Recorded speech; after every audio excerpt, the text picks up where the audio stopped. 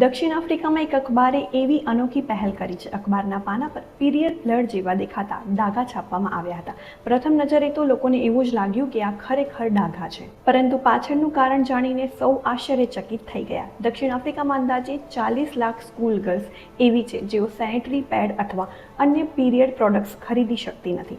ઘણી છોકરીઓને માસિક ધર્મ દરમિયાન અખબાર જેવી વસ્તુઓનો ઉપયોગ કરવો પડે છે. આ જ સમસ્યાને દુનિયાની સામે લાવવા માટે એક અખબારે પોતાના પાના પર પીરિયડ બ્લડ જેવા દેખાતા લાલ ડાઘ છાપ્યા હતા. આ ડાઘની બાજુમાં એક સંદેશ પણ લખવામાં આવ્યો હતો: a newspaper can absorb the blood but not the shame. એટલે કે અખબાર લોહી તો શોષી શકે છે, પરંતુ શરમને નહીં. અખબાર દ્વારા ખાસ કરીને માસિક ધર્મ એટલે કે પીરિયડ્સ અંગે સમાજમાં રહેલી શરમ, સંકોચ અને જૂની માન્યતાઓને પડકારવા માટે આ પ્રિન્ટેડ ડિઝાઇન તૈયાર કરવામાં આવી હતી. આ ઝુંબેશનો મુખ્ય હેતુ પીરિયડ્સ અને મહિલાઓના સ્વાસ્થ્ય અંગે ખુલ્લી ચર્ચાને પ્રોત્સાહન આપવાનો હતો.